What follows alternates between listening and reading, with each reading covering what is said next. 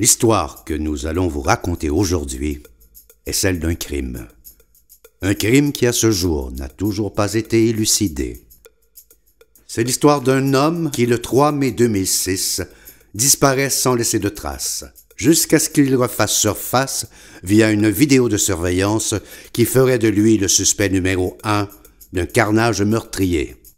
Aujourd'hui, à scène de crime, le mystère de Vincent, l'homme fantôme de Trois-Rivières.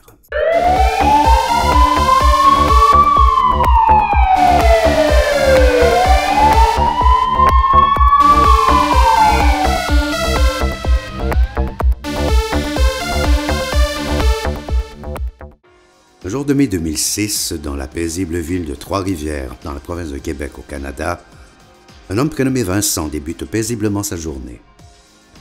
Sa vie prendra une tournure exceptionnelle et imprévue. Sa relation avec sa conjointe bat de l'aile depuis un moment. Suite à une sévère dispute, elle le chasse alors du foyer conjugal.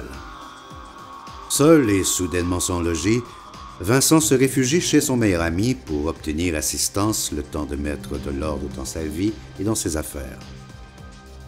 C'est à ce moment-là que Vincent a été vu pour la dernière fois. Quand Vincent est arrivé, je voulais bien l'aider, mais j'avais une date. Ça faisait longtemps que je travaillais la fille, fait je voulais pas trop perdre le dossier, tu sais, fait j'ai donné un double de clé, puis mon cellulaire. J'ai dit, garde, tu pourras revenir quand tu veux, mais passe la soirée là, dans le parc en face, là, rappelle-moi quand tu veux t'en venir, je te dirai si tu peux rentrer. Puis il est jamais revenu. Comme tout semble laisser croire qu'il s'agit d'une disparition volontaire, l'enquête policière est rapidement abandonnée. Et pendant près de 2 mois, Vincent n'a pas été revu. Mais un soir de l'été 2006, une affaire sordide qui se produit dans un parc de la ville de Trois-Rivières, à proximité de Lausanne-Kruger, ramène Vincent à la surface de l'actualité. Dans ce qui ressemble à une histoire de règlement de compte entre 2 bandes de rivales, 2 hommes sont retrouvés assassinés et une femme est portée disparue.